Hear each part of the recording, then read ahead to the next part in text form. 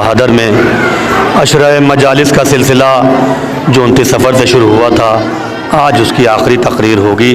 اس مجلس کو حجت الاسلام والمسلمین آفتاب شریعت عالی جناب مولانا سید کلب جواد صاحب قبلہ خطاب فرمائیں گے۔ مولانا موصوف تشریف لا رہے ہیں، راستے میں ہیں، یہ خبر آئی ہے۔ قاری عزیز حسین صاحب تلاوت کلام پاک سے مجلس کا آغاز کریں گے جو عنقریب ہمارے درمیان پہنچنے ہی والے ہیں۔ اس کے بعد منتخب شورا کرام امام مظلوم کی بارگاہ میں اپنا منظوم نذرانہ عقیدت پیش فرمائیں گے۔ مولانا موصوف اس کے بعد مجلس کو خطاب کریں گے۔ بعد مجلس شبیہ تابوت برآمد ہوں گے، آپ اس کی زیارت کریں گے، آگ پر ماتم ہوگا۔ مومنین سے گزارش ہے فرش اعضا پہ تشریف لے آئیں۔ مجلس کا آغاز تلاوت کلام پاک سے قاری عزیز حسین صاحب کرنے جا رہے ہیں۔ قاری صاحب تشریف لا چکے ہیں۔ میری گزارش ہے ان سب لوگوں سے جو باہر تشریف فرما ہیں، ان سب سے گزارش ہے کہ فرش اعضا پہ تشریف لے آئیں۔ مجلس کا آغاز تلاوت کلام پاک سے ہونے جا رہا ہے۔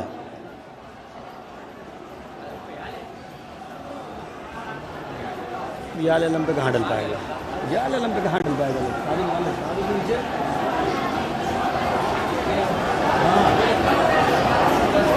تلاوت شروع ہونے جا رہی ہے،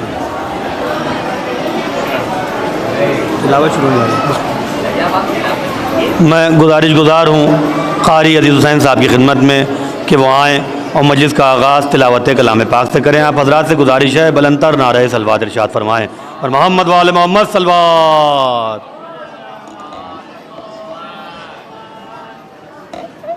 بہت قریب سے وہی پڑھیے گا، انہوں نے کہا ہے مائک والے نے کہ یہ مائک جو ہے بہت قریب میں رہے تو آواز اچھی ملے گی۔ اور پڑھنے والے ہیں چھوٹا سا سورہ پڑھیں نا؟ ہاں پڑھیے، ابھی تو پڑھیے، ڈیٹ ہی نہیں۔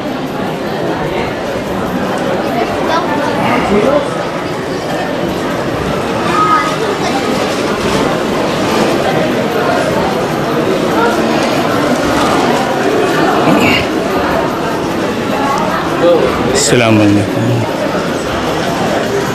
اللہم صلی علی محمد و آل محمد۔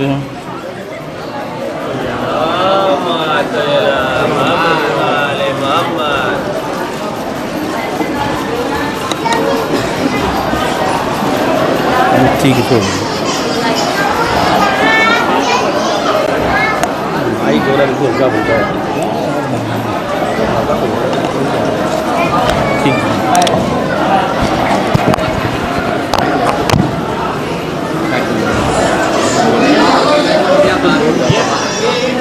یہ نہیں اٹھ رہا ہے، اب اسپیشل ہے۔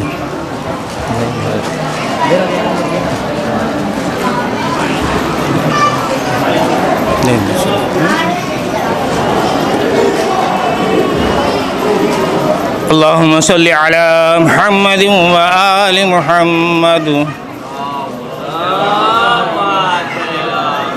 اعوذ باللہ من الشیطان اللعین الرجیم۔ بسم اللہ الرحمن الرحیم۔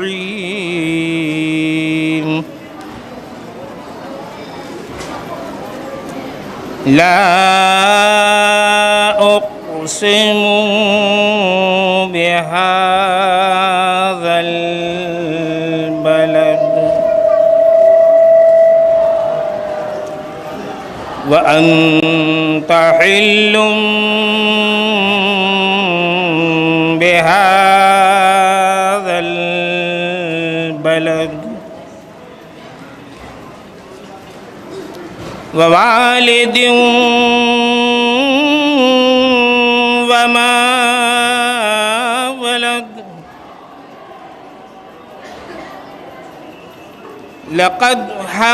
لقد خلقنا الإنسان في كبد أيحسب أن لن يقدر عليه أحد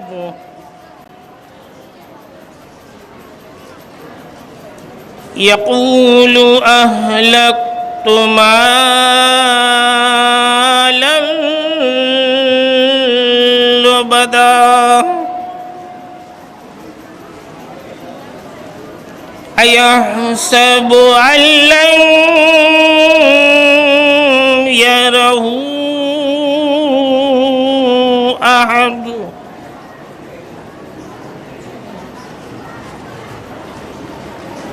ألم نجعل له عينين ولسانا وشفتين وهديناه النجدين ولقتحم العقبة وما أدراك ما العقبة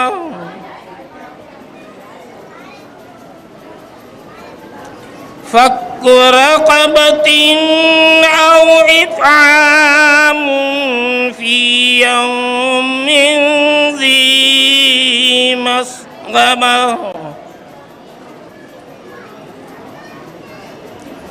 يتيما ذا مقربة أو مسكينا ذا مقربة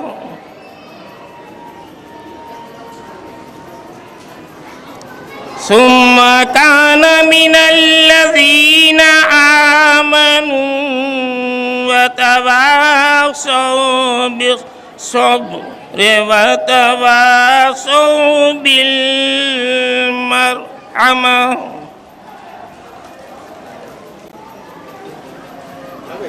أولئك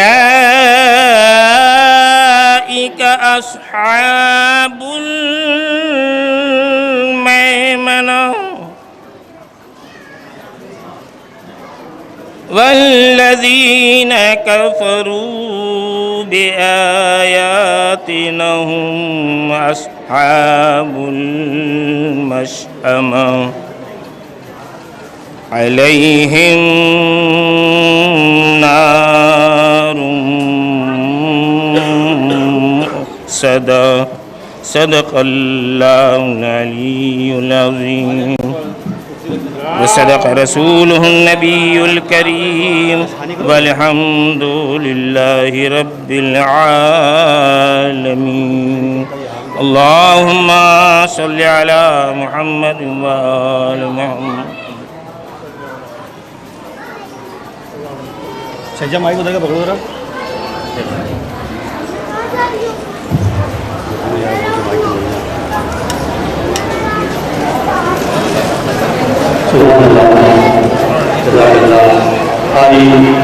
अजीम हुसैन साहब ने तिलावत के अल्फाज से मजलिस का आगाज़ किया। जो भी लोग बाहर खड़े हुए हैं सबसे गुजारिश है कि बच्चे अल्लाह की तशरीफ रखें और मजलिस का आगाज़ हो चुका है। मैं गुज़ारिश शहंशाह साहब की खिदमत में फरमाएं पेशकशी करें। आप खुदा से गुजारिश है फरमाएं पर मोहम्मद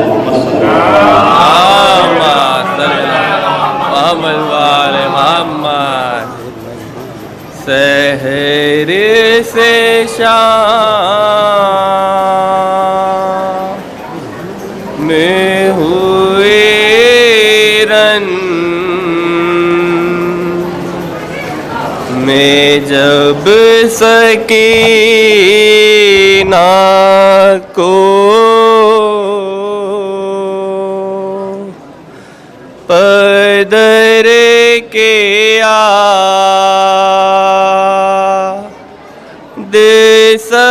सताते है अब सकीना को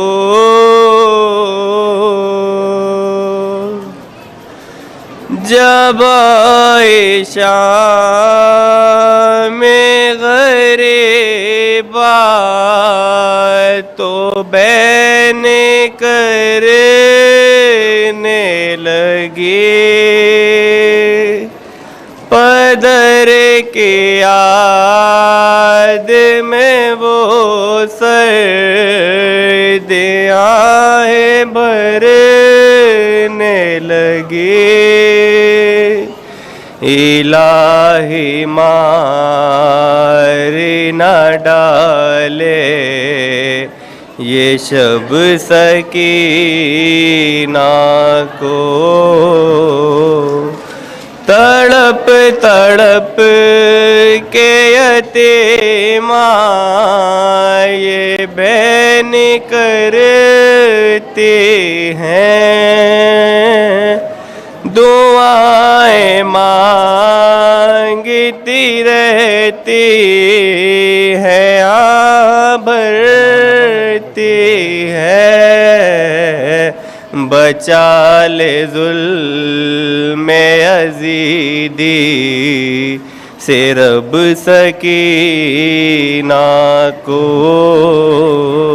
تماچے اتنے کے رخسار ہو گئے نیلے بدن تمام ہے زخمی لگے ہیں یوں دورے ستا رہے ہیں لعیبے سبب سکینہ کو اذیتوں پذیت جفاؤں پر ہے جفا کسی کو بھی نہ یتیماں پہ کچھ ترس آیا اڑکتے رہتے ہیں یہ بد نصب سکینہ کو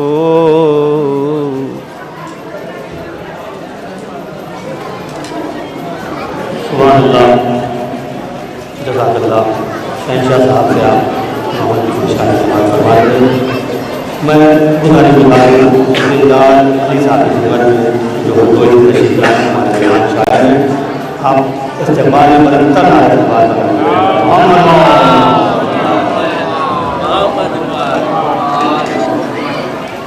مواز بلند نعرہ صلوات صحیح کرو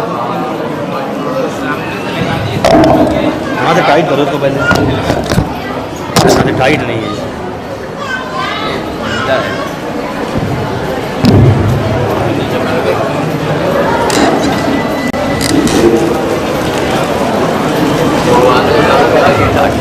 ٹھیک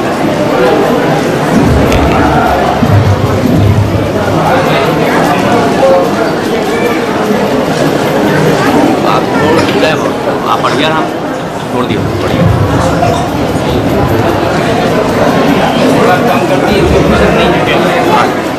پیار میں سے ملازم فرمائیے گا کہ خنجر سے یا تلوار سے ڈرنا نہیں سیکھا خنجر سے یا تلوار سے ڈرنا نہیں سیکھا جو بول دیا اسی سے مکرنا نہیں سیکھا جو بول دیا اسی سے مکرنا نہیں سیکھا کہ سولے کے بلندی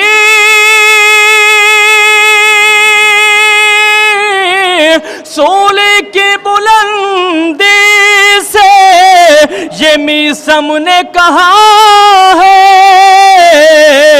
ارے ذلت سے علی والوں نے مرنا نہیں سیکھا ذلت سے علی والوں نے مرنا نہیں سیکھا چار مصرے طور خاص فرمائیے گا کہ 9 لاکھ کے لشکر کو یہ احساس نے مارا، پانی پانی کو علم دار تیری پیاس نے مارا، یہ کہہ کے نہیں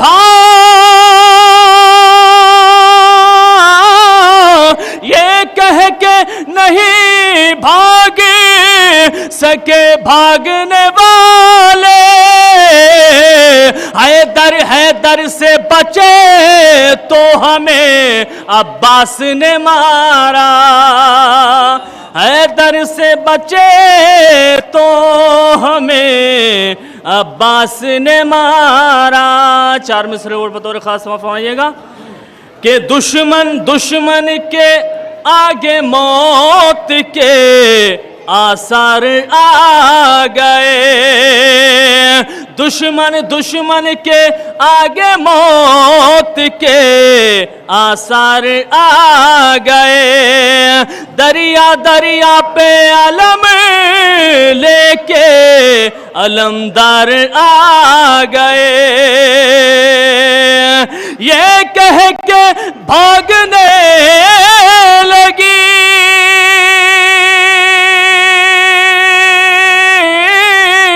ارے یہ کہہ کے بھاگنے لگی فوج یزید کی، لگتا ہے جیسے حیدر کرار آ گئے، لگتا ہے جیسے حیدر کرار آ گئے۔ بابا سے بلند نعرے صلوات بھیجیے گا۔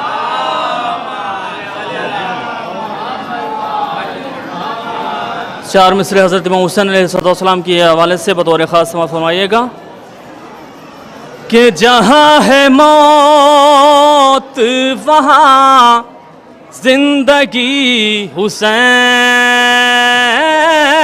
سے ہے، جہاں ہے موت وہاں زندگی حسین سے ہے، شب حیات میں ہر روشنی حسین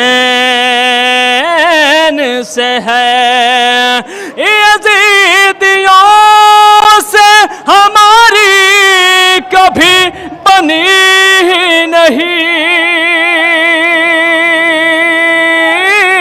یزیدیوں سے ہماری کبھی بنی ہی نہیں، بنے بھی کیسے کہ جب دوستی حسین سے ہے۔ بابا سے بلند نعرے صلوات۔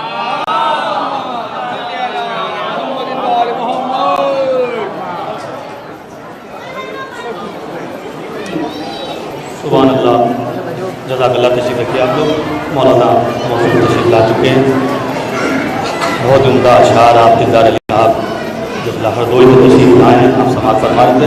میں گزاروں وسیع صاحب کی خدمت میں کہ وہ آئیں اور پیشکانی فرمائیں۔ آپ حضرات سے گزارش ہے بباد بلند نعرہ صلوات ارشاد فرمائیں۔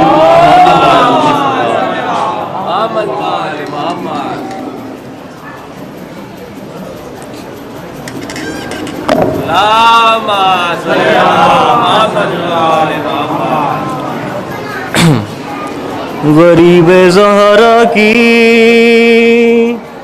غربت سنو اہل عزا، غریب زہرا کی غربت سنو اہل عزا، اکیلا رہ گیا مقتل میں جب میرا مولا، سپاہ شام نے چاروں طرف سے گھیر لیا، لب فرات تھا ہر ایک خون کا پیاسا، تھا گل چراغے امامت ابھی بجھانا ہے، اور زمیں پہ زین سے شبیر کو گرانا ہے۔ ارے یہ سن کے سنگ کسی نے جبین پر مارا، اور کسی نے پہلو میں برچھی کا پھل اتار دیا، اور کسی نے سامنے آ کر چلائی تیغ جفا، غریب زہرا قاضی پر سنبھلنا مشکل تھا۔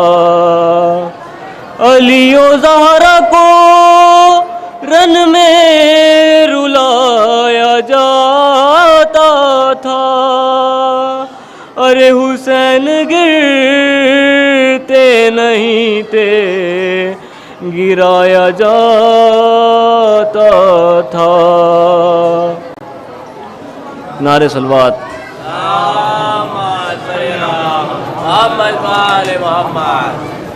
سبحان اللہ۔ جو لوگ رہ گئے انشاءاللہ آئندہ سال پیشانی کریں گے۔ بہت لوگوں کے نام ہم نے رکھے تھے، مولانا محسود تشریف لا چکے ہیں، کافی تاخیر ہو گئی ہے مسجد میں، اب بہت زیادہ نہیں دے رہا ہے کہ وہ پیشانی کرائی جائے۔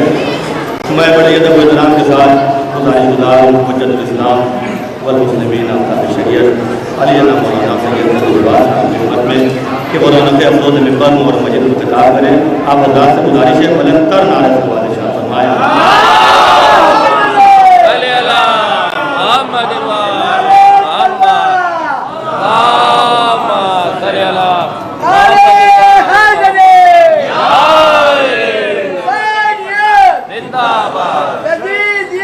مرداباد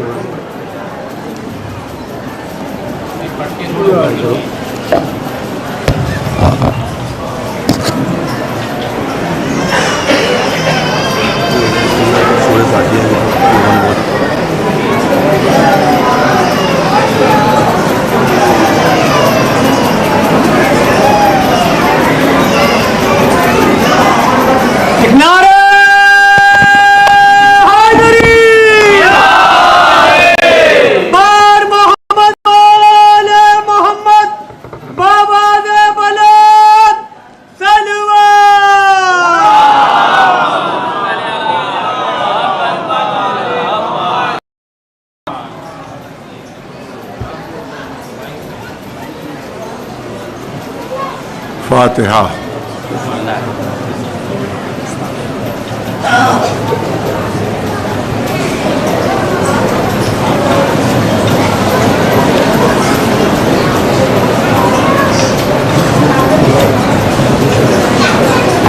اعوذ باللہ السمیع العلیم من الشیطان اللعین الرجیم، بسم اللہ الرحمن الرحیم، الحمد للہ رب العالمین، والصلاة والسلام على سید الانبیاء والمرسلین، سیدنا و نبینا و شفیع المذنبین ابی القاسم محمد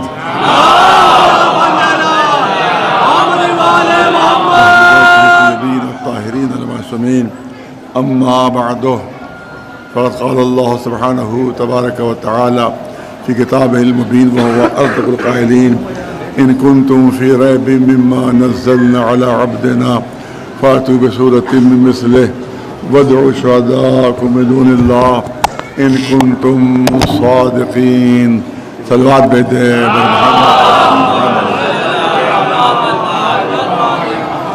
سورہ فاتحہ کے لیے مجھے پرچہ دیا گیا ہے۔ بشیر حسین صاحب نے علی حسین صاحب، زوار مرزا صاحب نے علی مرزا صاحب، افسانہ بیگم صاحبہ بنت بشیر حسین صاحب، رویش حسین صاحب ابن علی حسین صاحب، شوکت جہاں بنت عاشق حسین صاحب جناب سرور حسین صاحب کی روح کو اور انجمن کے جتنے بھی عہدیدار اور ممبران دنیا سے رخصت ہو گئے ہیں ان سب کی روحوں کو طرح ثواب فرما رکھیے.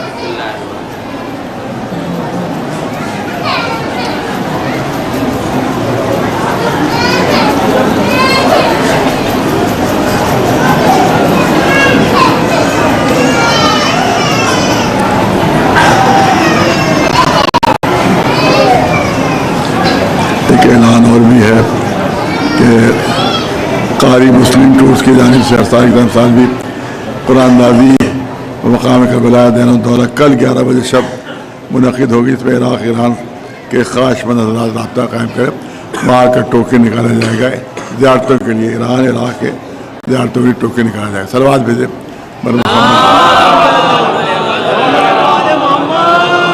ظاہر کہ تاخیر ہو گئی بہت زیادہ بارش کی وجہ سے ساری مجلسیں جو ہے وہ ظاہر کر اور اس کا اوقات بھی بہت زیادہ ڈسٹربینس ہو گیا. کافی تاخیر ہو گئی. زیادہ طویل مجلس کی گنجائش نہیں ہے. لیکن ایک موضوع ہے جو اس کی فرمائش بھی ہو, میرا پسندیدہ موضوع بھی ہے, اور اسی کے قرآن کے ایک سورے کا جواب لے آؤ. کبھی تو اعلان کیا گیا کہ پورے قرآن کا جواب لے آؤ. جب پورے قرآن کا جواب نہیں آ سکا تو دعوے کو اور گھٹا دیا گیا اور کم کر دیا گیا کہ اگر پورے قرآن کا جواب نہیں لا سکتے تو ایک سورے کا جواب لے آؤ. جب ایک سورے کا جواب بھی نہیں آ سکا تو چیلنج کو اور کم کر دیا گیا اور گھٹا دیا گیا کہ اگر 10 سوروں کا جواب نہیں لا سکتے تو ایک سورے کا جواب لاؤ.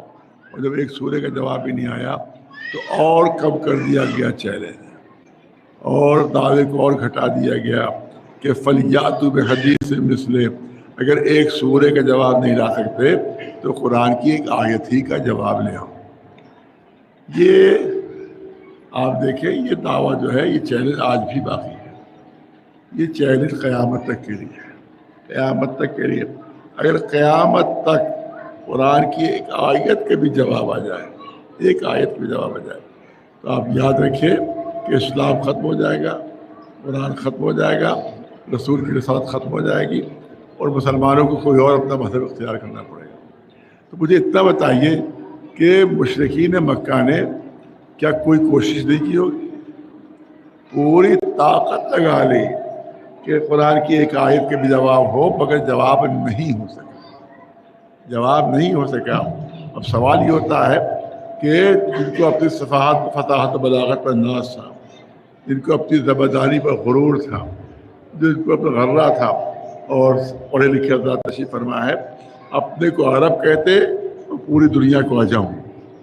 عرب مانی بہت بولنے والا, عرب مانی بڑا فصیح و بلیغ, عرب مانے بڑا زبردار, اور عجم مانے گونگا. عجم مانے گونگا. تو وہ صرف ایرانیوں کو عجم نہیں کہتے تھے, بلکہ پوری دنیا کو اپنے مقابلے میں گونگا کہتے تھے. اپنے مقابلے میں پوری دنیا کو گونگا کہتے تھے. یہ ہے قرآن کا اعجاز, یہ ہے قرآن کا اعجاز کہ جو پوری دنیا کو اپنے مقابلے میں گونگا کہتے تھے, قرآن بار بار ان کی حمیت کو جھنجھوڑ رہا ہے, ان کی غیرت کو للکار رہا ہے. پورے قرآن کا جواب نہیں لا سکتے, 10 سوروں کا لے آؤ. 10 سوروں کا نہیں لا سکتے, ایک سورے کا لے آؤ. ایک سورے کا نہیں لا سکتے, ایک آیت کا جواب لے آؤ. کیونکہ غیرت کو للکار رہا تھا قرآن مجید. اور توجہ رہے, جو پوری دنیا کو گونگا کہتے تھے وہ خود قرآن کے سامنے گونگے بن کر رہ گئے. قرآن مجید کے سامنے گونگے بن کر رہ گئے تھے.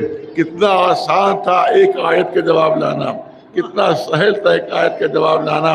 اگر ایک آیت کا جواب لے آتے تو نہ جنگ بدر لڑنا پڑتی, نہ جنگ احد لڑنا پڑتی, نہ جنگ خندق لڑنا پڑتی, نہ جنگ حنین لڑنا پڑتی. ارے اتنی جنگیں لڑنے کی ضرورت ہی نہیں. بہت سمجھدار پڑھا لکھا بندہ میرے سامنے, اتنی جنگیں لڑنے کی ضرورت ہی نہیں. ارے جب قرآن نے خود موقع دے دیا ہے تمہیں, جب قرآن نے خود موقع دے دیا ہے تمہیں کہ ایک آیت کا جواب لے آؤ, اسلام تو خود بخود ختم ہو جائے گا. قرآن کی صداقت تو خود بخود ختم ہو جائے گی. اسلام کی حقانیت تو خود بخود ختم ہو جائے گی. تو اس کے بعد بھی اتنے جنگیں کیوں لڑ رہے ہو؟ بلکہ آپ کے مزاج کے مطابق جملہ کہوں کہ اگر ارے علی کے ہاتھوں اپنے پہلوانوں کو کیوں کٹوا رہے ہو؟ ایک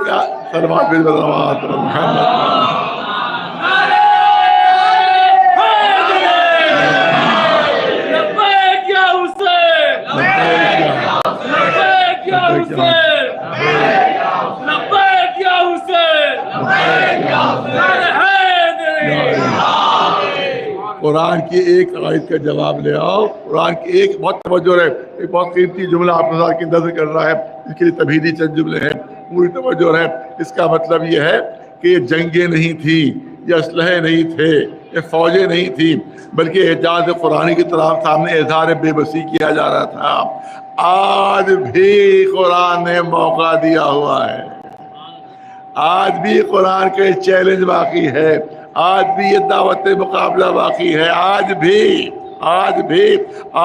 قرآن کی آیت کا جواب آ جائے، پوری توجہ رہے، قرآن کی ایک آیت کا جواب آ جائے، آج اسلام ختم ہو جائے گا، آج دین ختم ہو جائے گا، قرآن کی صداقت ختم ہو جائے گی، رسول کی رسالت ختم ہو جائے گی. آج بھی چیلنج باقی ہے، پوری توجہ چاہتا ہوں، لیکن پوری توجہ، لیکن ایٹم بموں کی دھمکی دینا، امریکی بحری آج دین ختم ہو جائے گا، قرآن کی صداقت ختم ہو جائے گی، رسول کی رسالت ختم ہو جائے گی. آج بھی چیلنج باقی ہے، پوری توجہ چاہتا ہوں، لیکن پوری توجہ، لیکن ایٹم بموں کی دھمکی دینا، امریکی بحری بیڑے کی دھمکی دینا، ارے بمباری کی دھمکی دینا، خود اس بات کی دلیل ہے کہ آج بھی باطل قرآن کے سامنے اعلان شکست کر رہا ہے. صلوات بھیج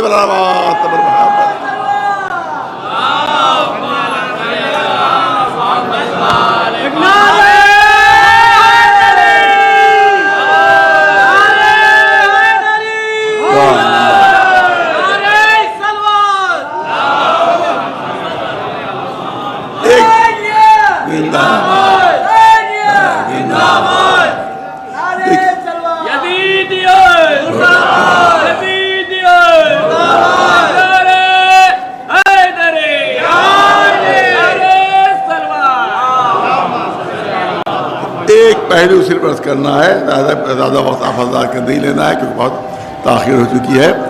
دیکھیے منطقین نے، فلاسفہ نے، جو لاجک کے ماہرین نے، انہوں نے ہمیں بتایا ہے کہ ہر شے کے چار وجود ہوتے ہیں. اس سے فرمائش کی گئی، کسی مجلس میں نے پڑھا تھا یہ، تو فرمائش کی گئی کہ اس کو میں دوبارہ اپنے بچوں اور جوانوں کے سامنے پیش کروں، کیونکہ بات میں انتہا اہم ہے کہ ہر شے کے چار وجود ہوتے ہیں. یہ حکماء نے ہم کو بتایا، یہ اسلام کے فلاسفہ نے ہم کو بتایا کہ ہر شے کے چار وجود ہوتے ہیں، ہر شے کے چار وجود ہوتے ہیں. ایک ہے مکتوبی، ایک ہے ملفوظی، ایک ہے ذہنی، اور ایک ہے حقیقی وجود. ہر شے کے چار وجود ہوتے ہیں. فرض کیجئے، میں مثال دیتا ہوں، پانی، ہم نے پانی کاغذ پر لکھا، یہ ہے پانی کا مکتوبی وجود، یعنی لکھا ہوا. مکتوبی یعنی لکھا ہوا، مکتوبی یعنی لکھا ہوا. ہم نے کاغذ پر لکھا پانی، یہ ہے پانی کا مکتوبی وجود. ہمارے سامنے کاغذ آیا، ہم نے پڑھا، پانی لکھا ہوا پڑھا، یہ ہے ملفوظی وجود، یعنی تلفظ کیا ہوا، پروناؤنس کیا ہوا، پڑھا ہوا. تو جب ہم نے پڑھا تو یہ ہے پانی کا ملفوظی وجود. اور جب ہم نے ذہن میں پانی کا تصور کیا تو یہ پانی کا ذہنی وجود. اور جو گلاس میں موجود ہے یہ ہے پانی کا حقیقی وجود. بہت توجہ رہے، ایک منزل تک لے جانا ہے. ایک ہے مکتوبی وجود، ایک ہے مکتوبی وجود، ایک ہے ملفوظی وجود، ایک ہے ذہنی وجود، ایک ہے حقیقی وجود. لکھا پانی، یہ ہے مکتوبی وجود. پڑھا، یہ ہے ملفوظی وجود. ذہن میں تصور کیا پانی کا، یہ ہے ذہنی وجود. اور جو گلاس میں رکھا ہوا ہے یہ ہے حقیقی وجود. مجھے اتنا بتا دیجئے کہ اگر پانی میں کاغذ پر لکھوں تو کیا پیاس بجھ جائے گی؟ پورا کاغذ بھر دوں لکھتے لکھتے، پیاس نہیں بجھ سکتی، نہیں بجھ سکتی لکھتا. کیا میں پانی کہوں زبان سے پڑھوں تو کیا پیاس بجھ جائے گی؟ 100 مرتبہ بھی پڑھوں 1000 مرتبہ بھی پڑھو پیاس نہیں بجھے گی، بلکہ پیاس اور بڑھ جائے گی، پڑھتے پڑھتے پیاس اور بڑھ جائے گی۔ پوری توجہ رہے۔ ارے پانی کا ذہن میں تصور کرو تو کیا پیاس بجھ جائے گی؟ نہیں بجھے گی، نہیں بجھے گی۔ اس کا مطلب یہ ہے کہ ہر شے کے جو 4 وجود ہوتے، 3 وجود بیکار ہوتے ہیں۔ 3 وجود کسی کام کے نہیں ہوتے، 3 وجود کسی کام کے نہیں ہوتے۔ پانی لکھ دیا، پیاس نہیں بجھی، پڑھ لیا، پیاس نہیں بجھی، تصور کر لیا، پیاس نہیں بجھی، لیکن یہ چوتھا حقیقی وجود ہے، پیاس اس سے بجھے گی۔ اس کا مطلب ہے کہ 3 وجود بیکار ہوتے، چوتھا کام کا ہوتا ہے۔ ایک صلوات پر نواز صبر محمد والے۔ یہ بہت بڑی حقیقت ہے جس سے کوئی انکار نہیں کر سکتا کہ 3 وجود بیکار ہوتے ہیں، چوتھا وجود کام کا ہوتا ہے۔ مگر یہ مولا ہے کہ علی کی شخصیت کا معجزہ ہے کہ 4 وجود عبادت ہے، 4 وجود عبادت ہے۔ علی لکھو عبادت، علی پڑھو عبادت، علی کا ذہن میں تصور کرو عبادت، اور علی کے چہرے پر نگاہ ڈالنا عبادت۔ ایک صلوات بھیجے بنا نواز صبر محمد۔ بہت توجہ رہے، کم وقت میں بات مکمل کرنا ہے، تو اس کا مطلب یہ ہے کہ علی کے وجود کی خصوصیت یہ ہے کہ 4 وجود عبادت ہے۔ علی لکھو تو عبادت، علی پڑھو تو عبادت، تصور کرو تو عبادت، اور علی کے چہرے پر نگاہ ڈالنا 1000 عبادتوں افضل ہے۔ یہی خصوصیت قرآن میں بھی ہے۔ قرآن کے بھی 4 وجود ہیں، قرآن کے بھی 4 وجود ہیں، ایک مکتوبی ہے، ایک ملفوظی ہے، ایک ذہنی ہے، اور ایک حقیقی اور خارجی ہے۔ پوری توجہ ہے۔ یہ جو قرآن ہمارے سامنے آتا ہے جس کو ہم پڑھتے ہیں، چاہے وہ یہاں کے کسی پریس کا چھپا ہوا ہو، چاہے وہ تاج پریس کا چھپا ہوا ہو، چاہے دہلی کا چھپا ہوا ہو، چاہے بمبئی کا چھپا ہوا ہو، یہ کیا ہے؟ یہ قرآن کا مکتوبی وجود ہے۔ بہت توجہ رہے، بہت توجہ رہے، خاص طور سے اپنے جوانوں کی توجہ۔ یہ جو ہم قرآن پڑھتے ہیں گھر میں جو ہمارے ہے، یہ جو ہماری مسجد میں ہے، جو ہمارے امام باڑوں میں ہے، جو ہماری درگاہوں میں، کیا قرآن ہے؟ قرآن کا مکتوبی وجود ہے، لکھا ہوا، ہر شے کے 4 وجود۔ توجہ ہے، میں یاد دلاتا ہوں، ہر شے کے 4 وجود، مکتوبی وجود، ملفوظی وجود، ذہنی وجود اور حقیقی وجود، ہر شے کے 4 وجود۔ اب یہ قرآن جو ہم پڑھتے ہیں، جس کی تلاوت کرتے ہیں، یہ قرآن کا مکتوبی وجود ہے۔ اور جب ہم قرآن مجید کی تلاوت کرتے ہیں تو یہ قرآن کا ملفوظی وجود ہے، یعنی تلاوت کیا ہوا، پڑھا ہوا۔ اور جب ہم آیتوں کو ذہن میں حفظ کر لیتے ہیں تو یہ قرآن کا ذہنی وجود ہے۔ اب قرآن کے 3 وجود تو ہمیں مل گئے، بتاؤ حقیقی وجود کہاں ہے؟ ارے بہت پڑھا لکھا مجمع میرے سامنے ہے، اور بات آپ کے سامنے پیش کرنا چاہتا ہوں۔ یہ قرآن جو ہمارے ہاتھوں میں ہے تو یہ تو مکتوبی وجود ہے، یہ تو مکتوبی وجود ہے، اور جو ہم پڑھتے ہیں وہ ہوا ملفوظی وجود، اور جب ذہن میں حفظ کر لیتے ہیں تو یہ ہوا ذہنی وجود۔ یہ بتاؤ حقیقی قرآن کہاں ہے؟ واقعی قرآن کہاں ہے؟ قرآن نے اعلان کیا کہ نزل بہ الروح الامین علی قلبک، اے رسول ہم نے آپ کے قلب پر قرآن کو نازل کیا ہے، ہم نے آپ کے قلب پر قرآن کو نازل کیا۔ اس کا مطلب ہے قرآن کا حقیقی وجود ذات رسالت باب ہے، خود رسول قرآن کا حقیقی وجود ہے۔ صلوات بھیجے برنواز۔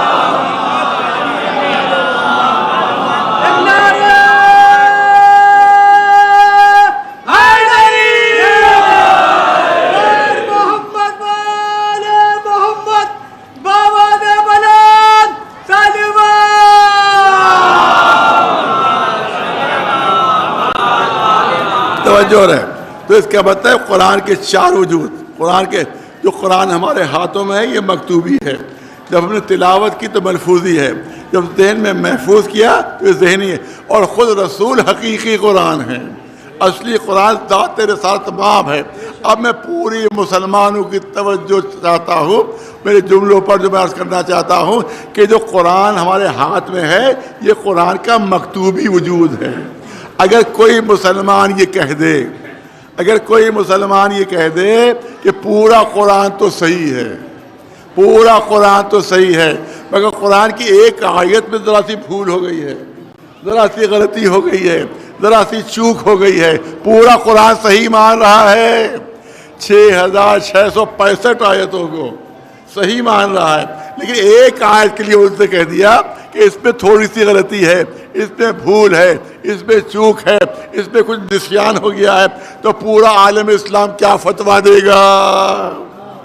ارے پورے قرآن کو صحیح مان رہا ہے، پھر ایک آیت میں اگر غلطی نکال دے، ایک آیت میں کوئی بھول چوک نکال دے، تو پورا عالم اسلام کہے کہ اسلام سے خارج ہو گیا، یہ کافر ہو گیا، یہ مسلمان نہیں رہا۔ تو ذرا تصور تو کرو، ذرا تصور تو کرو کہ اگر کوئی مکتوبی قرآن میں کوئی غلطی نکال دے تو وہ اسلام سے خارج ہو جاتا ہے، تو رسول تو حقیقی قرآن ہے جو اس میں غلطیاں نکالتا ہے کہ کبھی بھول جاتے تھے، کبھی نسیان کا شکار ہو جاتے تھے، کبھی شیطان بہکا لیتا، تو ان کے بارے میں کیا فتویٰ ہونا ہے؟ صلوات بھیجے بلند آواز پر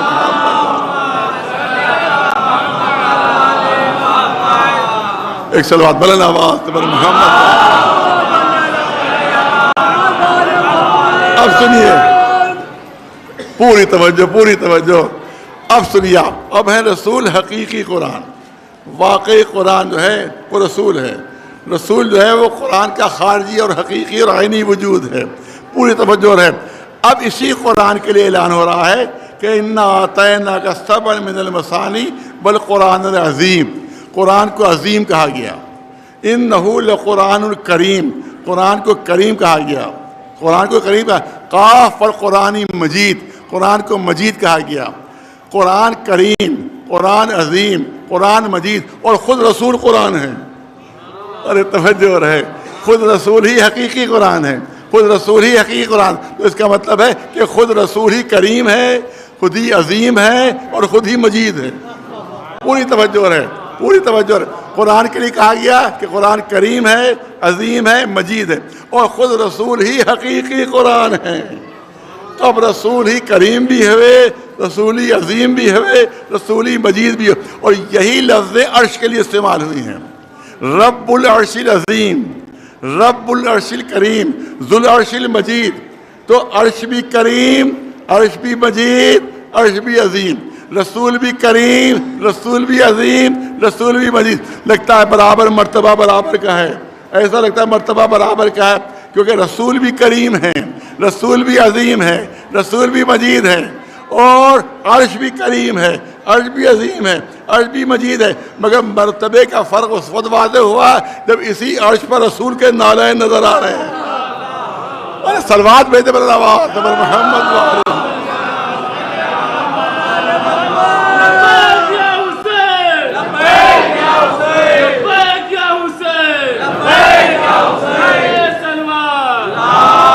توجہ ہے، اسی عرش پر رسول کی چوتیاں نظر آ رہی ہیں، بچوں کو سمجھانے کے لیے، دالین نہیں سمجھیں گے، اسی عرش پر رسول کی چوتیاں نظر آ رہی ہیں۔ عرش کریم ہے، عرش عظیم ہے، عرش مجید ہے، مگر اسی پر نالین رسول کی، اسی پر جوتیاں۔ پوچھا گیا علماء سے کہ عرش کو کریم کیوں کہا گیا، مجید کیوں کہا گیا، عظیم کیوں کہا گیا، تو علماء نے بتایا کیونکہ ساری عظمتیں جو ہیں وہ عرش کے نیچے ہیں، ساری عزتیں عرش کے نیچے ہیں، ساری شرافتیں عرش کے نیچے ہیں، اور اس کے اوپر ہے عرش۔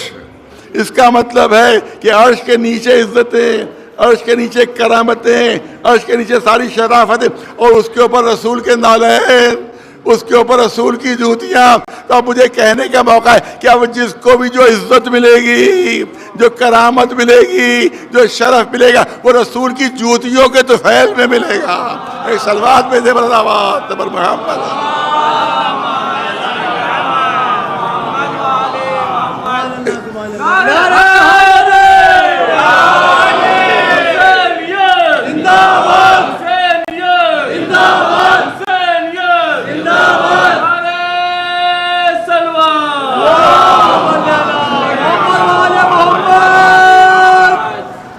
اب اس سے زیادہ محنت نہ کروائیے بھائی، کیونکہ چھٹی مجلس ہے اور پیٹھ میں شدید تکلیف ہو چکی ہے، اس کی وجہ سے مجھے بیٹھنے میں دقت آ رہی ہے، لہٰذا زیادہ محنت نہ کروائیے۔ لہٰذا میں بس آہستہ آہستہ آپ کے سامنے جو بات کہنا چاہتا ہوں اس کو ذرا غور سے آپ سنیے تو انشاءاللہ بات واضح ہوگی۔ آپ دیکھیں کہ عرش کریم ہے، عرش مجید ہے، عرش عظیم ہے، ساری شرافتیں عرش کے نیچے، ساری نجابتیں عرش کے نیچے، ساری عزتیں عرش کے نیچے، اسی کے اوپر رسول کی جوتیاں، اسی پر نالین۔ اس کا مطلب ہے کہ اب جس کو جو بھی عزت ملے گی وہ رسول کی جوتیوں کو طفیل ملے گی، جس کو جو شرافت ملے گی وہ رسول کی جوتیوں کو طفیل ملے گی۔ اب عرش پر رسول کے قدم، پوری توجہ، اب عرش کے اوپر رسول کے قدم، جتنے انبیاء ہیں وہ عرش کے نیچے ہیں۔ ارے بہت توجہ، جتنے انبیاء ہیں وہ عرش کے نیچے ہیں۔ آدم عرش کے نیچے، نوح عرش کے نیچے، ابراہیم عرش کے نیچے، موسیٰ عرش کے نیچے، عیسیٰ عرش کے نیچے، اور رسول کے قدم عرش کے اوپر۔ پوری توجہ رہے۔ دیکھیے جو عالم بالا میں ہوتا ہے، جو عالم کمال میں ہوتا ہے، وہ نقص کے تمام مراتب جانتا ہے، لیکن جو عالم نقص میں ہوتا ہے اس کو کمال کی کوئی خبر نہیں ہوتی ہے۔ مثال پیش کر دوں کہ اگر کوئی صرف 8واں پاس ہے، اسے کیا معلوم کہ ہائی اسکول کیا ہے؟ جو خالی ہائی اسکول پاس ہے اسے کیا معلوم کہ انٹر کیا ہے؟ جو انٹر پاس ہے اسے کیا معلوم کہ بی اے کیا ہے؟ جو بی اے پاس ہے اسے کیا معلوم کہ ایم اے کیا ہے؟ لیکن جس کے پاس پی ایچ ڈی کی ڈگری ہے وہ جانتا ہے کہ ایم اے کیا چیز ہے، وہ جانتا ہے کہ بی اے کیا چیز ہے، وہ جانتا ہے انٹر کیا ہے، وہ جانتا ہے ہائی اسکول کیا ہے۔ دوسری مثال پیش کر دوں کہ اگر کوئی چھوٹا سا بچہ ہے اسے کیا معلوم کہ جوانی کیا ہے؟ جو جوان ہے اسے کیا معلوم بڑھاپا کیا ہے؟ مگر جو بڑھاپے کی منزلوں میں ہے اسے معلوم ہے جوانی کیا ہوتی ہے، اسے معلوم ہے کیا بچپنا ہوتا ہے۔ لہذا جو عالم کمال میں ہے وہ نقص کی تمام منزلوں کو جانتا ہے، لیکن جو عالم نقص میں ہے وہ کمال کو نہیں سمجھ سکتا۔ اب رسول کے قدم ہے عرش کے اوپر، توجہ رہے، رسول کے قدم ہے عرش کے اوپر۔ اے آدم آپ بتائیے کہ اس رسول کا مرتبہ کیا ہے؟ آدم گھبرا کر کہیں گے کہ میں ہوں عرش کے نیچے اور یہ ہے عرش کے اوپر، میں ہوں عالم نقص میں، یہ ہے عالم کمال میں، مجھے کیا معلوم کہ اس کا مرتبہ کیا ہے؟ اے نوح آپ بتائیے اس رسول کا مرتبہ کیا ہے؟ وہ کہیں گے کہ میں ہوں عرش کے نیچے، رسول ہے عرش کے اوپر، مجھے کیا معلوم کہ اس کا مرتبہ کیا ہے؟ اے ابراہیم آپ بتائیے، ابراہیم کہیں گے کہ پہلے آسمان سے آگے نہیں جا سکا، مجھے کیا معلوم کہ جو کعبہ قوسین ادنیٰ کی منزلوں پر جا رہا ہے اس کا مرتبہ کیا ہے؟ اے موسیٰ آپ بتائیے، اے عیسیٰ آپ بتائیے۔ عیسیٰ کہیں گے چرخ چہارم سے آگے نہیں جا پایا، مجھے کیا معلوم کہ جو کعبہ قوسین ادنیٰ کی منزلوں پر گیا ہے اس کا مرتبہ کیا ہے؟ اب سمجھ میں نہیں آ رہا کہ اس رسول کا مرتبہ بیان کرے تو کون کرے؟ ہر نبی پیچھے ہٹ رہا ہے کہ ہم ہیں عرش کے نیچے، اس کے قدم ہے عرش کے اوپر، ہمیں کیا معلوم کہ اس کا مرتبہ کیا ہے؟ اب سمجھ میں نہیں آ رہا کون مرتبہ بیان کرے؟ اس کا مرتبہ وہی بیان کر سکتا ہے جیسے اس کے قدم رسول کے دوش کے اوپر آ رہے ہیں۔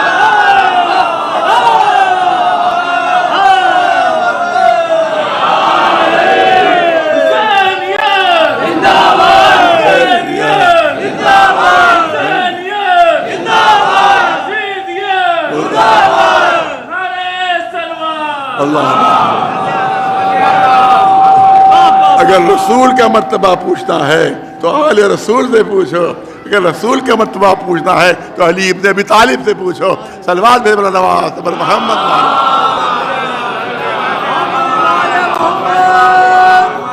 دیکھیے بعض لوگ الزام لگاتے ہیں کہ صاحب ہم اصحاب کی جو ہے توہین کرتے ہیں۔ نہیں، توہین بالکل نہیں، توہین ہماری طرف کچھ نہیں ہوتی، کسی کی توہین نہیں ہوتی، بلکہ مسئلہ یہ ہے کہ یہ دیکھنا چاہیے کہ کس سے سوال پوچھا جائے اور کس میں جواب دینے کی صلاحیت ہے، کون ہے جو جواب دے سکتا ہے اور کون ہے جو جواب نہیں دے سکتا ہے۔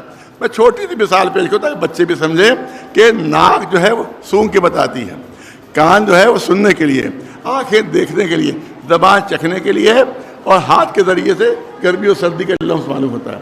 یہ الگ الگ طاقتیں دی ہیں قدرت نے، الگ الگ صلاحیتیں دی ہیں۔ ناک سونگھتی ہے، زبان چکھتی ہے، زبان کے ذریعے سے معلوم ہوتا ہے کہ چائے پھیکی ہے کہ میٹھی ہے، زبان کے ذریعے معلوم ہوتا ہے، اور زبان کے ذریعے معلوم ہوتا ہے۔ اگر اس چائے کی پیالی کو ناک پر رکھا جائے اور ناک سے پوچھا جائے کہ بتاؤ شکر ہے کہ نہیں ہے، ارے توجہ رہے، ناک پر پیالی رکھی ہم نے اور ناک سے سوال کیا کہ بھائی اس پہ شکر ہے کہ نہیں ہے، تو یاد رکھیے کہ قیامت تک ناک پر پیالی رکھی رہے گی، ناک نہیں بتا سکتی کہ یہ میٹھی ہے یا پھیکی ہے۔ یہ ناک کی توہین نہیں ہو رہی ہے، بلکہ ناک پہ جواب دینے کی صلاحیت ہی نہیں ہے۔ جو سوال تم اس سے کر رہے ہو اس کو جواب دینے کی صلاحیت نہیں ہے۔ یہ رومال کا رنگ کیا ہے، یہ آنکھ بتائے گا، آنکھ بتائے گی رومال کا رنگ کیا ہے۔ اور اسی رومال کو میں اپنے کان پر رکھوں اور کان سے پوچھو بتاؤ رنگ کیا ہے، تو کان قیامت تک کان بتا نہیں پائے گا کہ اس رومال کا رنگ کیا ہے۔ کان کی توہین نہیں ہے، کان میں صلاحیت ہی نہیں کہ جواب دے سکے۔ لہذا اگر رسول کے بارے میں پوچھنا ہو ان سے نہ پوچھو جن میں جواب دینے کی صلاحیت نہیں ہے، ان سے پوچھو جو اس کے جز ہیں، جو جگر کے ٹکڑے ہیں، جو قرآن کے پارے ہیں، وہی جواب دیں گے رسول کیا ہے۔ صلوات بھیجے بلند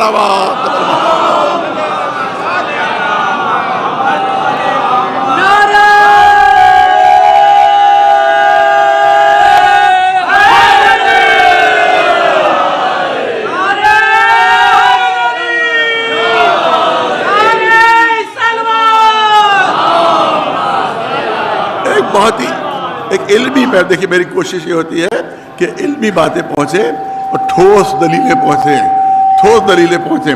لفاظی نہ مجھے آتی ہے نہ لفاظی سے کوئی فائدہ ہے، کیونکہ لفظیں ہوا میں اڑ جاتی ہیں، دلیلیں دلوں میں بیٹھ جاتی ہیں۔ لہذا کوشش یہ بھی ہوتی ہے کہ ٹھوس دلیلیں پیش کی جائیں تاکہ بچہ کہیں پر جا کر، ہمارا جوان کہیں پر جا کر گفتگو کر سکے اور جواب دے سکے۔ پوری توجہ کرنا چاہتا ہوں، بہت توجہ چاہوں گا اس مسئلے پر جو پیش کرنا چاہتا ہوں کہ ہر فرقے کے عالم نے بات لکھی ہے کہ اللہ نے جس نبی کو جو بھی معجزہ دیا ہے، جس نبی کو جو بھی معجزہ دیا ہے، وہ شے اس وقت تک معجزہ رہتی ہے جب تک وہ نبی زندہ رہتا ہے، جب تک اس کی ظاہری حیات رہتی ہے، اس وقت تک وہ شے معجزہ رہتی ہے۔ اور جب وہ نبی دنیا سے رخصت ہو جاتا ہے تو چاہے وہ شے موجود ہی کیوں نہ ہو، پھر وہ معجزہ نہیں رہتی، اس کے اعجاز کی حیثیت ختم ہو جاتی ہے۔ بہت سی مثالیں موجود ہیں۔ جناب موسیٰ کو عصا دیا گیا تھا، بطور معجزہ دیا گیا تھا۔ اس کی خصوصیت یہ تھی کہ جب زمین پر ڈالتے تھے تو وہ اژدہا بن جاتا تھا، جب آرام کرنے کے لیے لیٹتے تھے تو سایہ دار درخت بن جاتا تھا۔ جناب موسیٰ دنیا سے رخصت ہو گئے، بنی اسرائیل میں عصا موجود تھا، عصا موجود تھا، مگر نہ اژدہا بنا نہ سایہ دار درخت بنا۔ ارے عصا تو وہی ہے، عصا تو وہی ہے، اب کیوں نہیں اژدہا بن رہا ہے، اب کیوں نہیں سایہ دار درخت بن رہا ہے؟ تو ہر ایک یہ کہے گا کہ دست موسیٰ نہیں رہا جس کو بطور معجزہ دیا گیا تھا۔ تو جب تک نبی تھا معجزہ تھا، جب نبی دنیا سے چلا گیا تو معجزہ نہیں رہا۔ جناب سلیمان پیغمبر، ان کو جو تخت دیا گیا تھا وہ ہوا میں اڑتا تھا۔ جناب سلیمان پیغمبر تو تشریف فرما رہتے تھے، وہ ہوا میں اڑتا تھا۔ کئی سو سال تک جناب سلیمان کے انتقال کے بعد بھی کئی سو سال تک یہ تخت موجود رہا، مگر پھر ہوا میں نہیں اڑا۔ ارے تخت وہی ہے، اب کیوں نہیں اڑ رہا ہے؟ کیونکہ وہ نبی نہیں رہا جس کو بطور معجزہ دیا گیا تھا۔ تمام فرقوں کے علماء اس بات کے قائل ہیں کہ کوئی شے اس وقت تک معجزہ رہتی ہے جب تک کہ وہ نبی موجود رہے جس کو وہ اجازت دیا گیا ہے۔ اب میں پوچھنا چاہتا ہوں، مجھے یہ بتاؤ کہ قرآن آج معجزہ ہے یا نہیں؟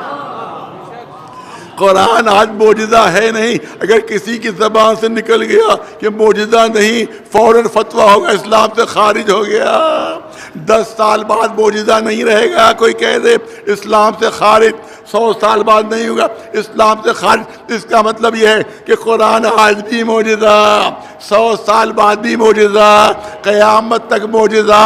تو میں پوچھتا ہوں کہ وہ پھر شرط کیا ہوئی کہ جب تک نبی موجود ہوتا ہے وہ شے معجزہ رہتی ہے۔ اب مجھے اتنا بتاؤ کہ نبی تو موجود نہیں ہے، ہم قرآن کو معجزہ کیسے مانیں؟ قرآن کو معجزہ کیسے تسلیم کرے؟ تو یاد رکھیے کہ اگر قرآن کے اعجاز کو بچانا ہے اور اسی کے ذیل میں اپنے اسلام کو بھی بچانا ہے تو ماننا پڑے گا کہ ہر زمانے میں کوئی محمد موجود رہے گا، بے جان قرآنی کی حفاظت کرتا ہے. صلوات بھیجے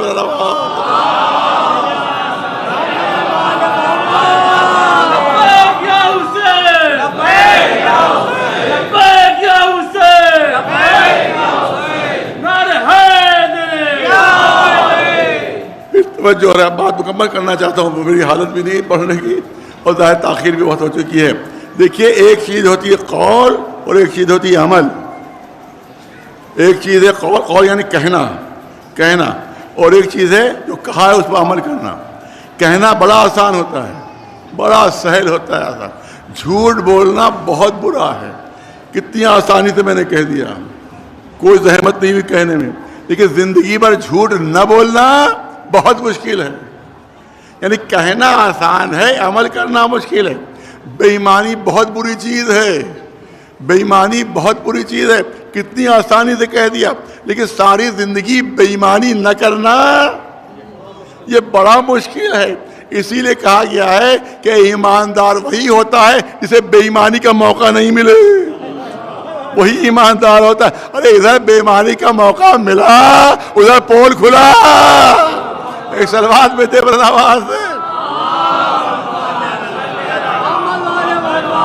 یہی امتحانی منزلیں ہوتی ہیں کہ جب اللہ امتحان لیتا ہے تو یہ تمہارا کردار کیسا ہے. اگر امتحان نہ ہو تو چھپا ہوا کردار کیسے ظاہر ہو.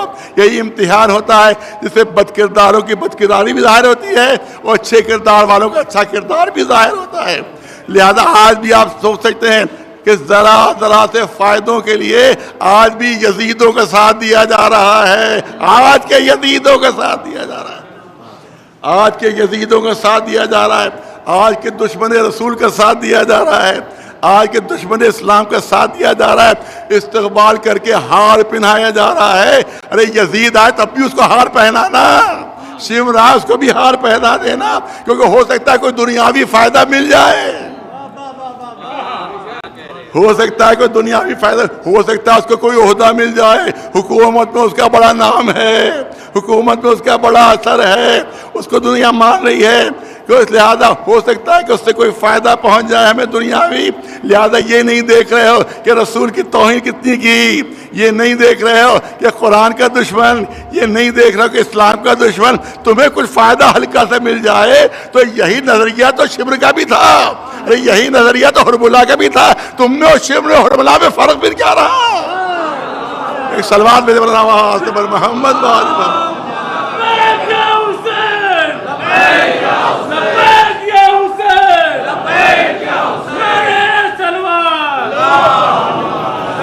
آج کے یزید کے ساتھیوں کو دیکھنا ہے تو تصویریں دیکھ لو، انٹرنیٹ پر مل جائیں گی، خود ہی اندازہ ہو جائے کہ آج کا شمر کون ہے، آج کا حرم اللہ کون ہے. ایک سلوات میں جب نواز پر محمد.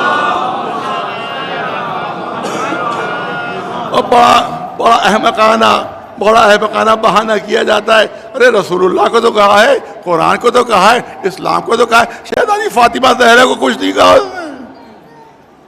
کتنا بڑا دھوکہ ہے، کتنا بڑا دھوکہ دیا جاتا ہے. اور بہت احمق لوگ ہیں جو دھوکے میں آئے. ارے مولا علی کو تو اس نے کچھ نہیں کہا، ارے رسول ہی کو تو کہا ہے، قرآن ہی کو تو کہا ہے، اسلام ہی کو تو کہا ہے. چلو اس بات کو مان لیں کہ آپ کسی بھی بیٹے کے سامنے جا کے باپ کو گالیاں دو، کسی بیٹے کے سامنے باپ کو برا بھل کے اس کو گو سے نکال کے منہ سے نکال کے گو میں ڈال دو، اور جب وہ برا مانے کہا آپ کو تھوڑی برا کہہ رہے ہیں، آپ کے باپ کو کہہ رہے ہیں. تو شہزاد تم سمجھتے ہو کہ رسول اللہ کو برا کہو گے اور کہو گے شہزادی کو نہیں کہا تو شہزادی تم سے راضی ہو جائے گی. شہزادی پر لعنت کر رہی ہیں، مولا علی تم پر لعنت کر رہے ہیں. صلوات میں ایک صلوات بلند آواز پر محمد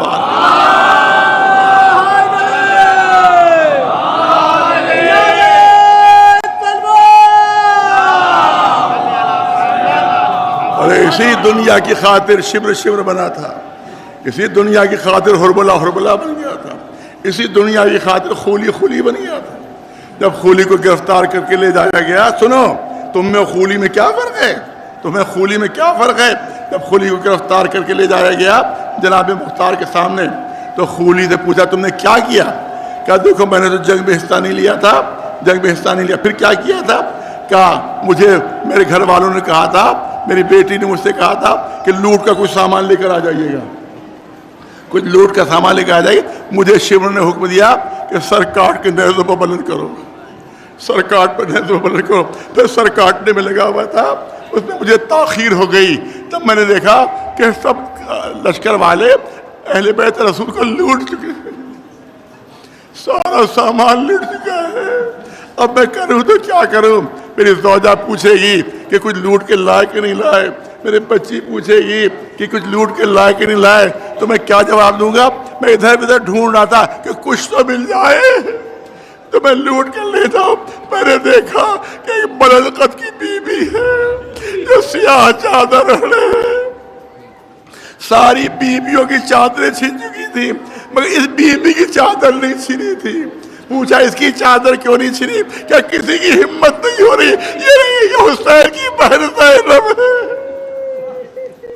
یہ علی کی بیٹی زینب ہے، کسی کی ہمت نہیں ہو رہی کہ زینب کی چادر چھینے. یہ بلور کہتا میں نے سوچا کہ کم از کم یہی ایک چادر مجھے مل جائے، میں جا کر اپنے گھر والوں کو دے دوں گا. میں آگے بڑھا، میں چاہتا تھا کہ شہزادی کے سر سے چادر چھینوں تو شہزادی نے دونوں ہاتھوں سے مضبوطی سے اپنی چادر پکڑی، دونوں ہاتھوں نے مضبوطی سے اپنی چادر پکڑ لی، لہذا چادر اتر نہیں رہی تھی. اب کہتا ہے کہ میں نے اپنا نیزہ شہزادی کے سر پر مارا. جب سر پر نیزہ مارا تو شہزادی کے ہاتھ سے چادر چھوٹی. میں نے علی کی بیٹی کی چادر لوٹی تھی، میں نے زینب کی چادر لوٹی تھی. اس کے بعد میں نے دیکھا کہ لوگوں کے پاس سامان ہے، میں کیا کروں؟ میں نے دیکھا ایک چھوٹی سی بچی ہے کہ جس کے کان میں چھوٹے چھوٹے بندے نظر آ رہے. میں نے سوچا کہ انہی بندوں کو میں لے جا کر اپنے گھر کے بچوں کو دے سکتا ہوں. لیکن جب میں قریب پہنچا تو اس ننھی سی بچی نے کہا ہمارے قریب لانا، ارے تمہیں بندے چاہیے میں خود اتار کے دے دوں گی، میں خود اتار کے تمہیں دے دوں گی. لیکن اس کو بندے اتارنے میں کچھ تاخیر ہوئی. میں سمجھا کہ کہیں اور نہ لوٹ لے. میں آگے بڑھا، اس کے کانوں سے جھٹکے سے جو بندے اتارے تو اس کی کانوں کی لبیں کٹ گئی. بعد میں پتا چلا وہ حسین کی بیٹی سکینہ تھی، حسین کی بیٹی سکینہ تھی کہ جس کے میں نے بندے اس طرح سے چھینے تھے کہ اس کی کان کی لبیں زخمی ہو گئی تھی. بس ہزاروں مجلس ختم ہو رہی ہے، 2 جملے سن لیجیے. میں نے ابھی مجلس میں پڑھاتے پیش کرنا چاہتا ہوں کہ 2 بیویاں ایسی ہیں کہ چند گھنٹوں میں جو بوڑھی ہو گئی تھی، چند گھنٹوں میں بوڑھی ہو گئی تھی. ایک ماں ہے، ایک بیٹی ہے جو چند گھنٹوں میں بوڑھی ہوئی ہے. جب شہزادی دربار خلافت میں گئی ہے تو ایک روایت یہ ہے کہ 3 گھنٹے کھڑی رہی اور ایک روایت ہے کہ 9 گھنٹے کھڑی رہی. وہی شہزادی جس کے لیے رسول اٹھ جاتے تھے، اپنی مسند چھوڑ دیتے تھے، وہ دربار خلافت میں کھڑی ہوئی تھی.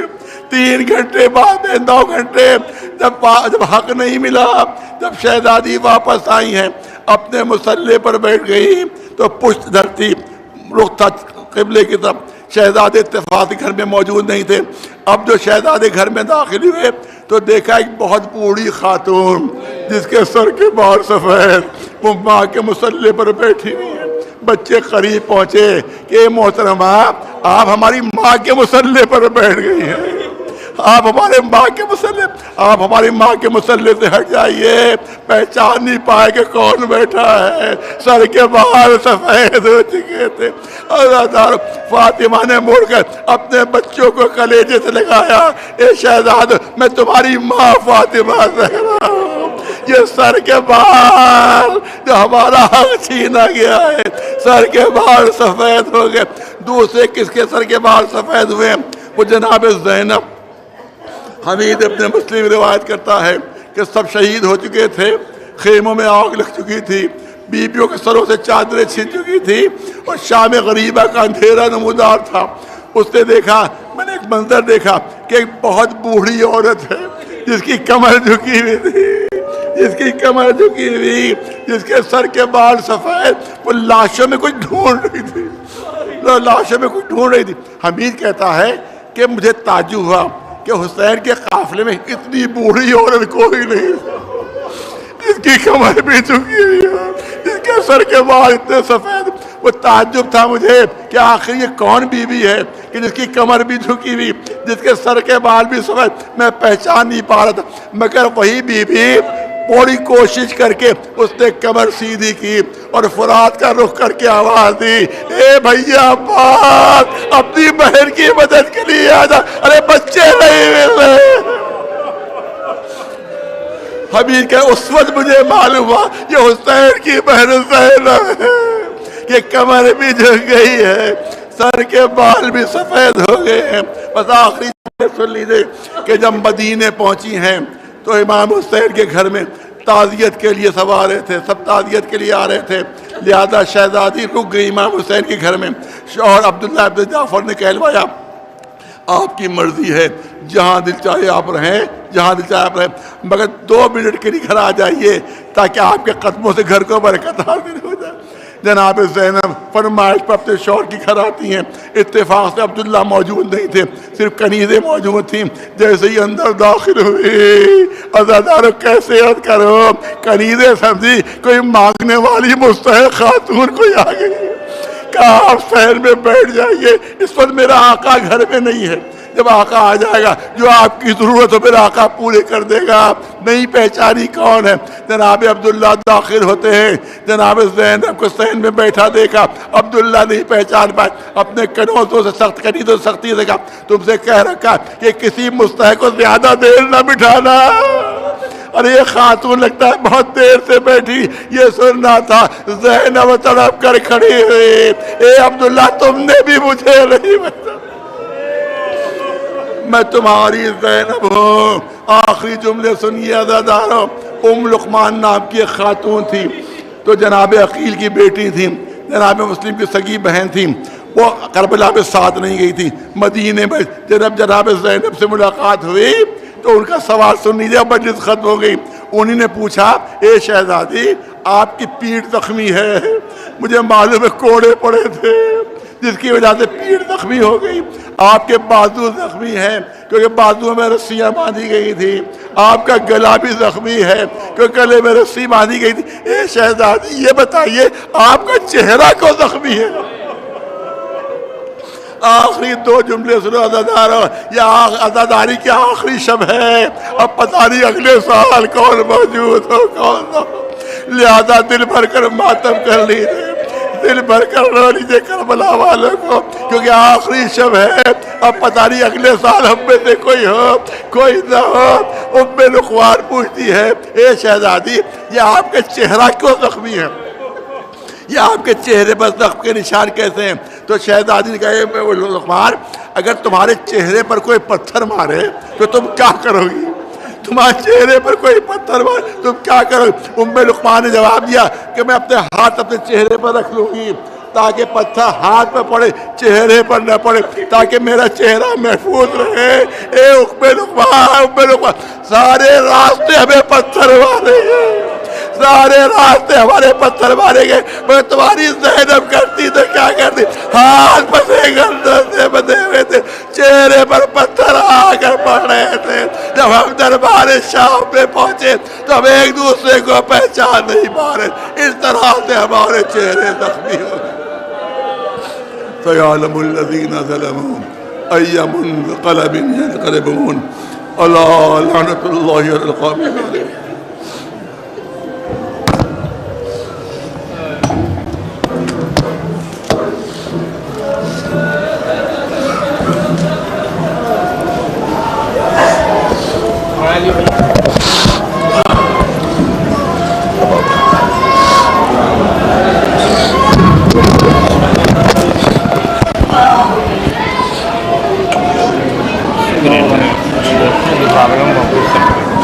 Gracias.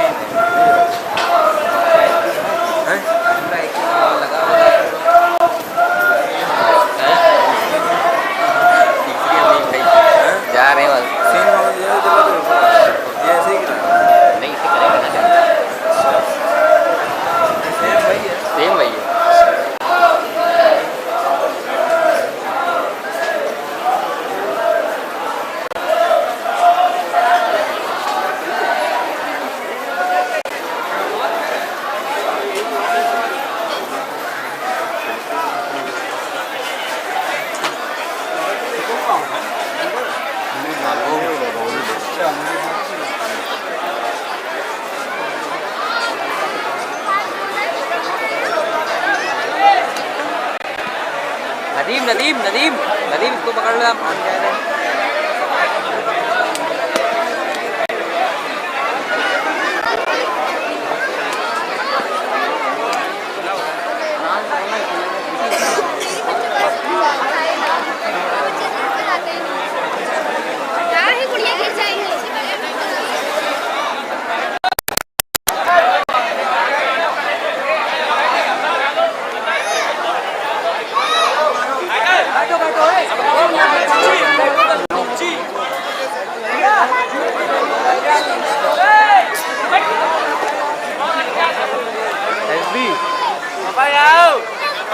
آپ biết xấu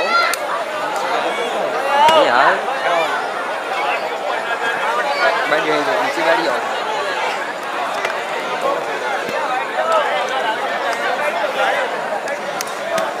gọi đi ra nó tham Messi gọi đi vô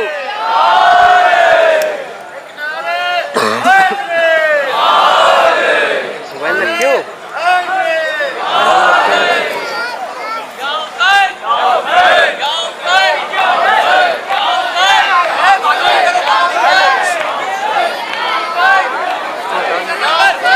Bye, head you on with it. Election. Bye. Bye, bye. Không ăn rồi đâu यार. Bye, chết chưa? Bye đi, बैठ जा. Có baby है कैसे?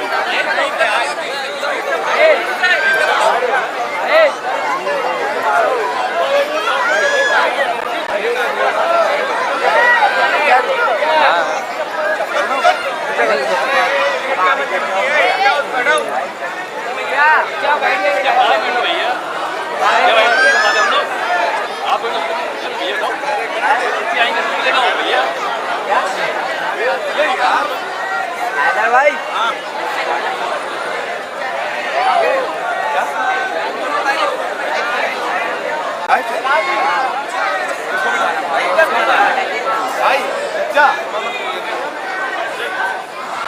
हाँ ठीक है बैठाने को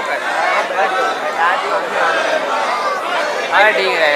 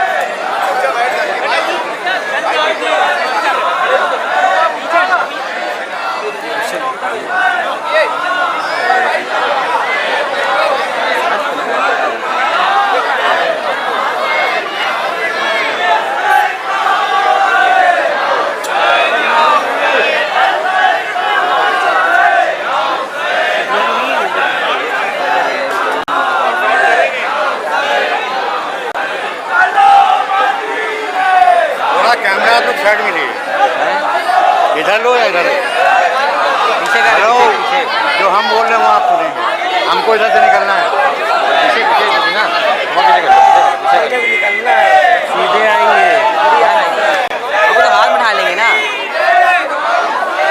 بابا ٹھیک ہے ندی لگاؤ ٹھیک ہے چلو مدینے یا حسین یا حسین کہتی تھی زینب یا حسین یا حسین کہتی تھی زینب یا حسین یا حسین کہتی تھی زینب یا حسین یا حسین کہتی تھی زینب یا حسین یا حسین کہتی جھوٹے سب یا حسین یا حسین کہتی جھوٹے سب یا حسین یا حسین کہتی جھوٹے سب یا حسین یا حسین کہتی جھوٹے سب یا حسین یا حسین ہوتا ہے یا حسین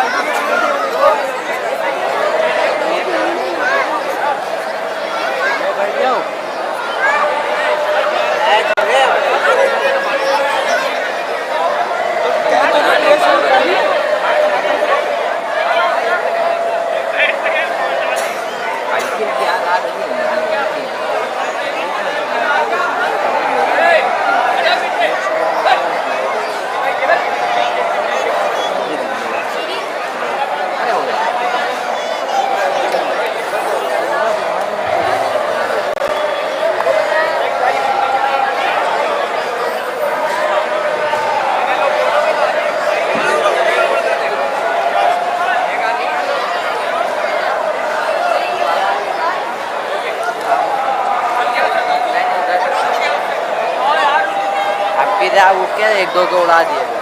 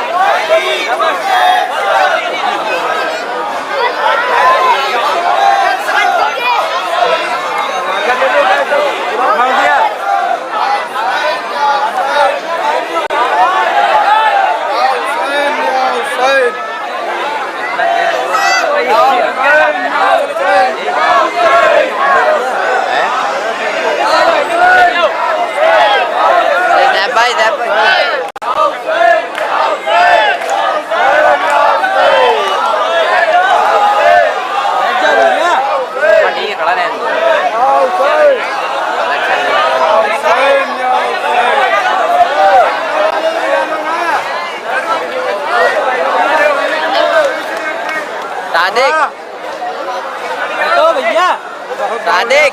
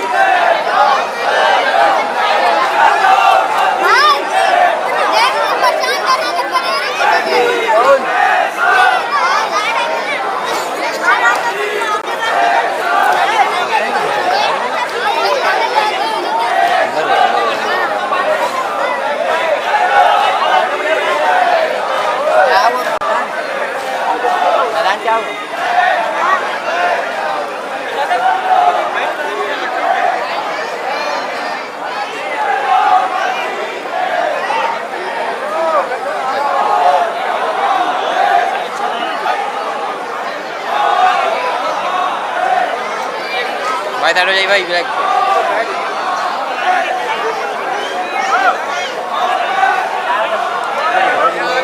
भाई भाई भाई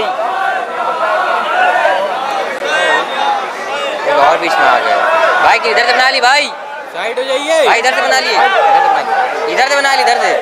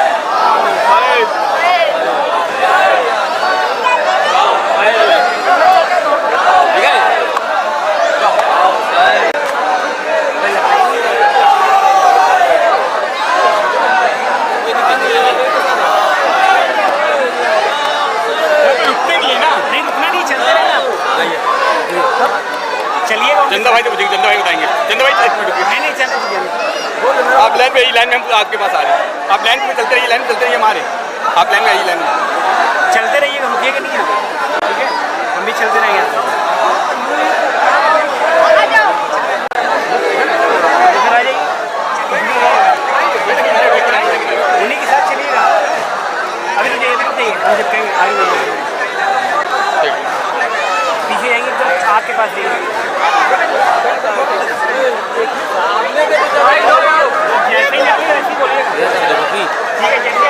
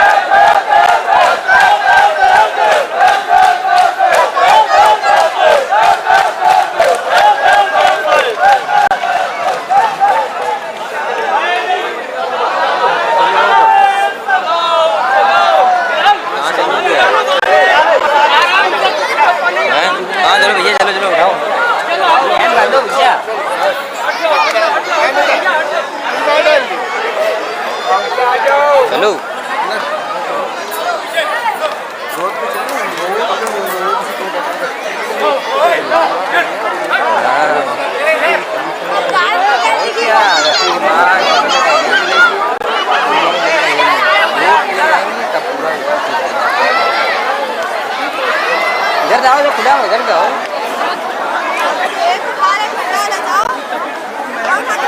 लेकिन मेज लगी हुई, वो निकल पाएंगे भी नहीं। अंदर चले जाओ, नहीं वो रास्ता होगा, निकल जाओ। है नहीं खुला भाई।